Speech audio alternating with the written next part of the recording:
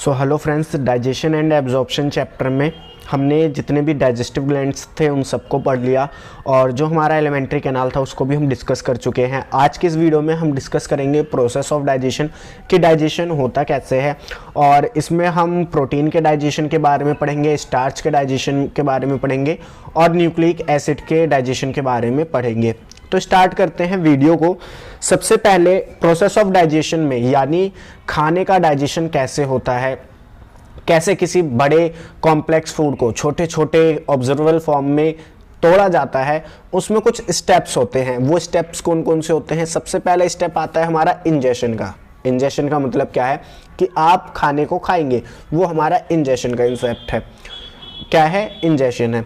Second हमारा आता है डिग्लूटेशन। डिग्लूटेशन में क्या होता है? आपने खाना खाया, खाने को आपने चबाया और उसके बाद आपने उसे लीला, ठीक है, या लिगला, जो भी आप बोलना चाहे, यानी स्वेल करा, तो वो डिग्लूटेशन का हमारा कॉन्सेप्ट आता है।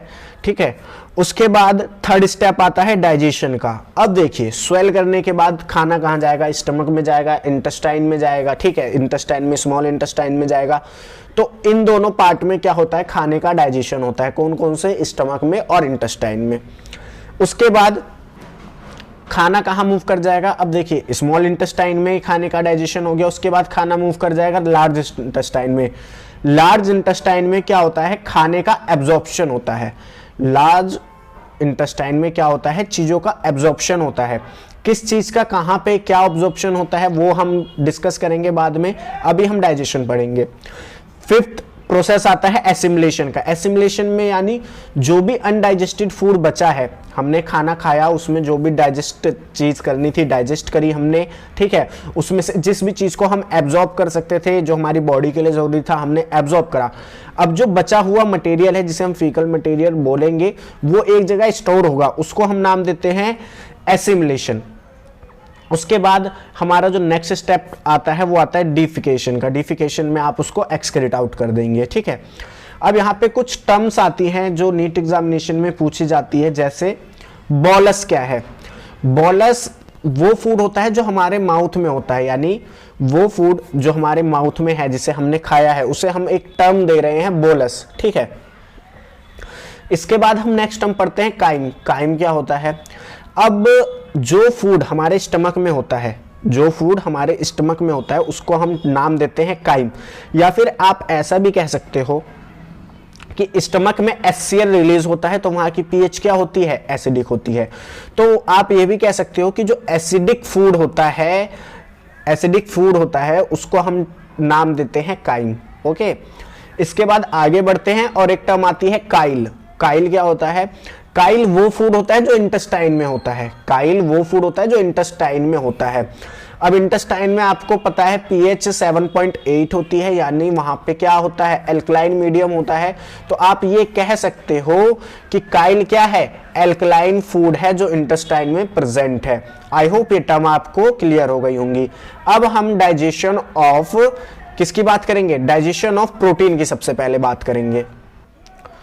अब हम बात करते हैं डाइजेशन ऑफ प्रोटीन की।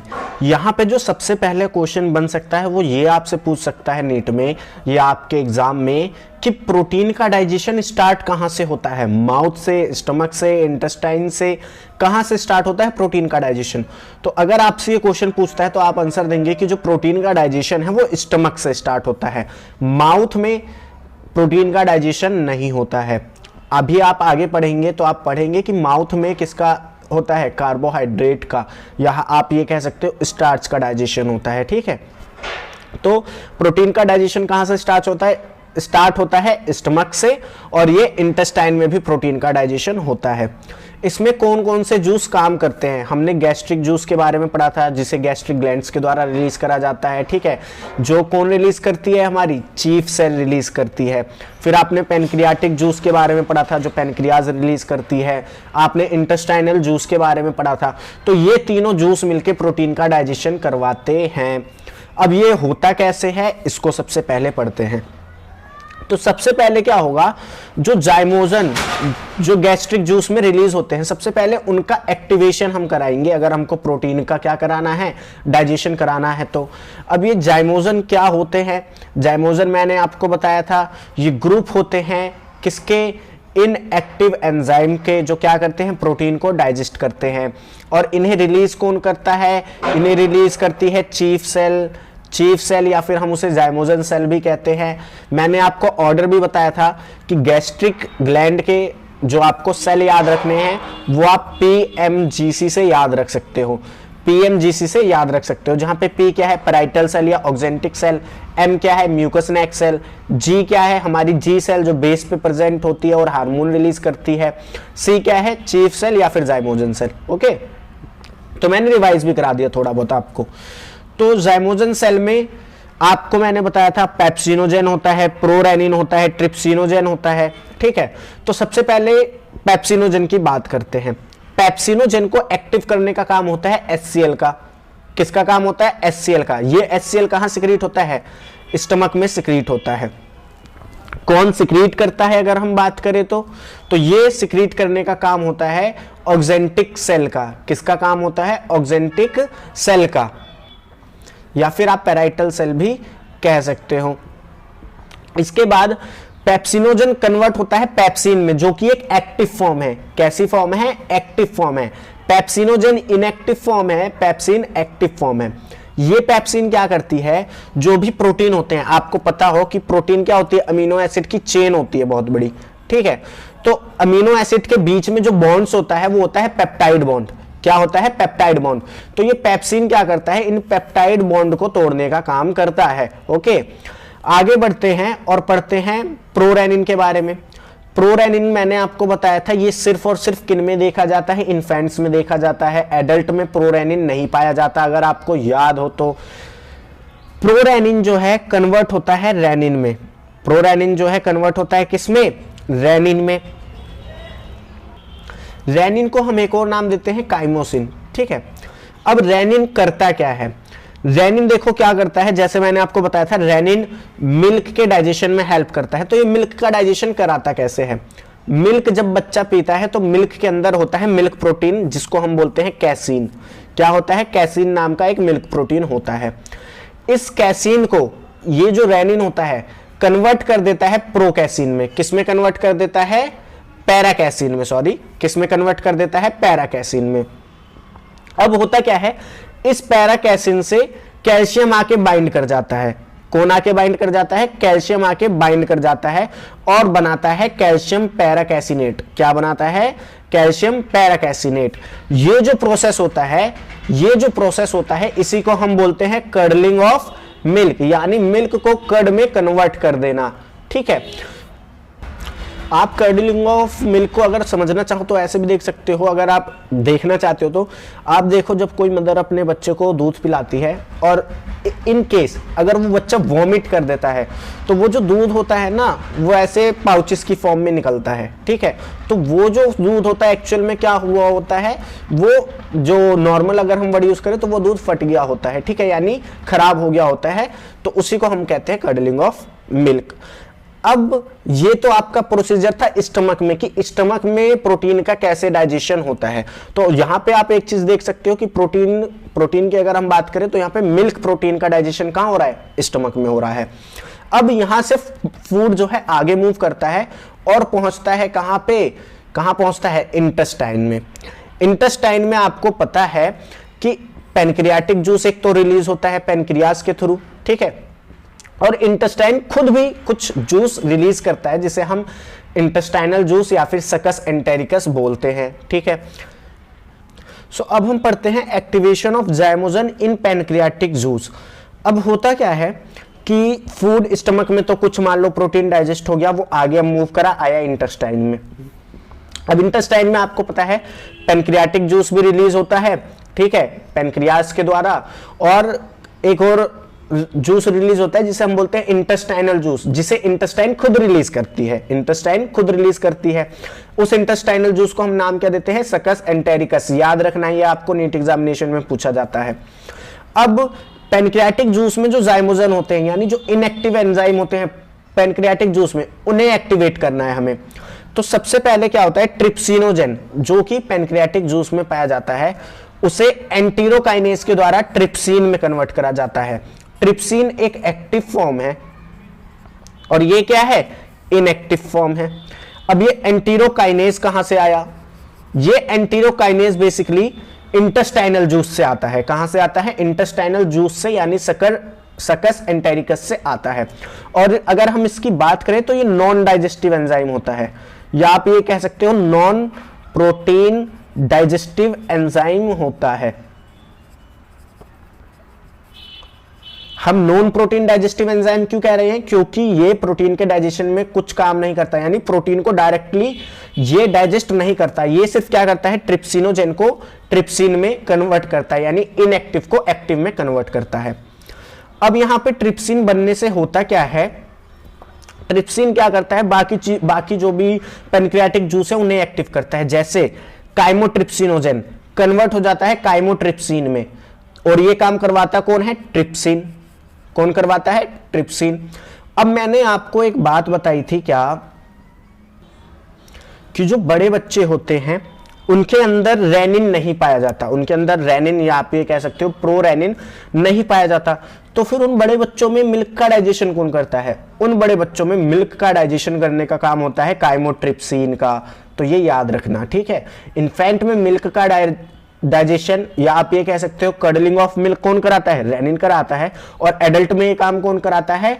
काइमोट्रिप्सिन कराता है। अगर हम फर्दर मूव करें तो इन पैनक्रियाटिक जूस में प्रो कार्बोक्सीपेप्टाइडेज नाम का एंजाइम होता है जो कि इनएक्टिव होता है, उसे ट्रिप्सिन के द्वारा कन्वर्ट करा जाता है कार्बोक्सीपेप्टाइडेज में। किसमें? कार्बोक्सीपेप्टाइडेज में। तो ये आपको पता होना चाहिए। अब यहां पे ये सबसे एक इंपॉर्टेंट बात ये आती है कि आपको अगर नीट में क्वेश्चन दिया जाता है तो आप मान लो ये चीज आपको याद नहीं है, तो आप कैसे आइडेंटिफाई करोगे कि कोई एंजाइम जो है वो एक्टिव है या इनएक्टिव है?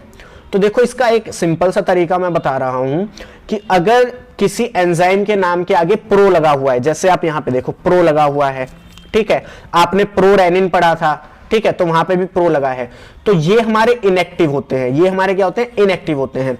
या फिर अगर किसी एंजाइम के लास्ट में जन लिखा हुआ है, ठीक है, जैसे यहां पे देखो जेल लिखा हुआ है, ठीक है, ट्रिप्सिनोजेन, ठीक है, पेप्सिनोजेन ये लिखा हुआ है, तो ये भी क्या होते हैं? इनएक्टिव होते हैं। तो इनएक्टिव एंजाइम के लिए आपको क्या याद रखना है कि अगर लास्ट में जेन या फिर स्टार्टिंग में प्रो लगा है तो वो एंजाइम इनएक्टिव होंगे। अभी तक देखो हमने क्या करा, हमने पढ़ा कि स्टमक में जो जूस रिलीज होगा गैस्ट्रिक जूस, वो क्या काम करेगा, ठीक है। हमने ये पढ़ा कि जो पैनक्रियाटिक जूस रिलीज होगा इंटेस्टाइन में, वो क्या काम करेगा। अब हम इंटेस्टाइनल जूस की बात करते हैं कि इंटेस्टाइनल जूस क्या काम करेगा। तो सबसे पहला आपको मैंने बता दिया एंट्रोकाइनेज के बारे में, ठीक है। एंट्रोकाइनेज क्या करेगा? काइमोट्रिप्सिनोजेन को कन्वर्ट करेगा ट्रिप्सिन में। सो एंटीरोकाइनेज का मैंने आपको काम बता दिया कि ये क्या करेगा? ट्रिप्सिनोजेन को कन्वर्ट करेगा ट्रिप्सिन में। ओके, अब हम आगे बढ़ते हैं और एक टर्म पढ़ते हैं इरिप्सिन। ये नीट एग्जामिनेशन में पूछा गया है, जब AIPMT हुआ करता था तो पूछा गया है, तो इसलिए यहाँ पे मैंने लिख दिया है कि इरिप्सिन होता क्या है। इरिप्सिन होता है प्रोटीन डाइजेस्टिव एंजाइम का ग्रुप जो इंटेस्टाइनल जूस में पाया जाता है। इरिप्सिन क्या है? ग्रुप है प्रोटीन डाइजेस्टिव एंजाइम्स का जो इंटेस्टाइनल जूस में पाया जाता है। इसमें आप कई सारे एंजाइम पढ़ते हो, जो मेन आपको पढ़ना होता है वो होता है अमाइनोपेप्टाइडेज और डाइपेप्टाइडेज। कौन कौन से? अमाइनोपेप्टाइडेज और डाइपेप्टाइडेज। ये काम करते हैं, ये तीनों चीजें मिलके या ये तीनों जूस मिलके प्रोटीन का डाइजेशन करते हैं। अब हम क्या करते हैं? मैकेनिज्म पढ़ते हैं और जानते हैं कि ये मैकेनिज्म यानी ये प्रोटीन का डाइजेशन होता कैसे है। चलो मैकेनिज्म पे आ जाते हैं। तो मान लो आपने कोई चीज खाई जिसमें प्रोटीन है, आपने कोई चीज खाई जिसमें प्रोटीन है, तो प्रोटीन आपको पता है अमीनो एसिड का पॉलीमर होता है। और जैसे मान लो ये एक अमीनो एसिड है, ठीक है, ये दोनों आपस में जुड़े हुए होते हैं पेप्टाइड बॉन्ड के थ्रू। किसके थ्रू? पेप्टाइड बॉन्ड के थ्रू। अब होता क्या है, सबसे पहले गैस्ट्रिक जूस आएगा। कौन आएगा? गैस्ट्रिक जूस आएगा। गैस्ट्रिक जूस में मैंने आपको बताया था पेप्सिनोजन किस में कन्वर्ट होता है? पेप्सिन में। पेप्सिनोजन किस में कन्वर्ट होता है? पेप्सिन में। तो पेप्सिन क्या करेगा? आपने जो प्रोटीन खाया है उसको ब्रेक डाउन करना चालू करेगा, उसको ब्रेक डाउन करना चालू करेगा। तो वो कन्वर्ट हो जाएगा, यानी प्रोटीन टूट के क्या बनाएगा पेप्टॉन्स बनाएगा, प्रोटियोसिस बनाएगा, ठीक है। और जरूरी नहीं है कि सारा प्रोटीन क्या हो जाए, टूट जाए, तो मान लो कुछ प्रोटीन बच भी गया, ठीक है। अब ये खाना आगे मूव करेगा, स्टमक से मूव करेगा कहां, इंटेस्टाइन में मूव करेगा। अब इंटेस्टाइन में होगा क्या, इंटेस्टाइन में होगा क्या, वहां पे पेनक्रियाटिक जूस काम करेंगे और इंटेस्टाइनल जूस काम करेंगे।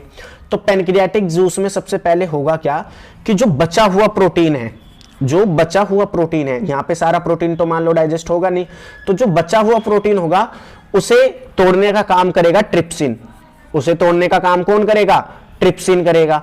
और ट्रिप्सिन उस प्रोटीन को किस में कन्वर्ट कर देगा, पेप्टॉन्स में और प्रोटियोसिस में जो पहले बचे थे, ठीक है। अब ये पेप्टॉन्स और प्रोटिएजेस को तोड़ा जाएगा डाइपेप्टाइड्स में। डाइपेप्टाइड्स मतलब 2 अमीनो एसिड की चेन में, ठीक है। अब ये काम कौन करेगा, ये काम करेगा कार्बोक्सीपेप्टाइडेज एंजाइम। कौन काम करेगा, कार्बोक्सीपेप्टाइडेज एंजाइम, जो क्या करेगा पेप्टॉन्स को और प्रोटियोसिस को डाइपेप्टाइड्स में तोड़ देगा। डाइपेप्टाइड्स यानी 2 अमीनो एसिड की चेन में तोड़ देगा। अब इसने यहां पे कार्बोक्सीपेप्टाइडेज ने क्या करा, पेप्टॉन्स और प्रोटियोसिस को डाइपेप्टाइड्स में तोड़ दिया, ठीक है। अब यहां पे भी ट्रिप्सिन ने जब प्रोटीन को तोड़ा था तो पेप्टॉन, प्रोटियोज और डाइपेप्टाइड्स बने थे। तो अब यहां पे क्या होगा, यहां पे क्या होगा कि ये जो अमाइनो पेप्टाइडेज है जो कहां पाया जाता है, सकस एंटेरिकस में पाया जाता है। कहां पाया जाता है, सकस एंटेरिकस यानी इंटेस्टाइनल जूस में पाया जाता है। तो ये अमाइनो पेप्टाइड्स अब क्या करेगा, पेप्टोन और प्रोटिएजेस को तोड़ देगा डाइपेप्टाइड्स में। क्या करेगा, ये अमाइनो पेप्टाइडेज पेप्टॉन्स और प्रोटिएजेस को तोड़ देगा डाइपेप्टाइड्स में। अब यहां पे भी डाइपेप्टाइड्स बचे, यहां पे भी डाइपेप्टाइड्स बचे, तो ये सारे डाइपेप्टाइड्स जो हैं ये कन्वर्ट हो जाएंगे अमीनो एसिड में बाय द एंजाइम डाइपेप्टाइडेज। कौन से एंजाइम के द्वारा, डाइपेप्टाइडेज। ये क्या करेगा, जो दो डाइपेप्टाइड के जो चेन थे, यानी दो अमीनो एसिड की ऐसी जो चेन्स थी, इन्हें एक एक अमीनो एसिड में तोड़ देगा। तो यहां से अमीनो एसिड बन जाएगा और फिर इस अमीनो एसिड का एब्जॉर्प्शन हो जाएगा। तो इस तरीके से क्या होगा, प्रोटीन का डाइजेशन एंड एब्जॉर्प्शन होगा। अब हम बात करते हैं डाइजेशन ऑफ स्टार्च की, कि स्टार्च का डाइजेशन होता कैसे है। अगर आपसे क्वेश्चन पूछा जाए कि स्टार्च का डाइजेशन कहां से स्टार्ट होता है, तो क्या आंसर दोगे, माउथ से स्टार्ट होता है। माउथ से क्यों स्टार्ट होता है ये भी अभी हम डिस्कस कर लेते हैं।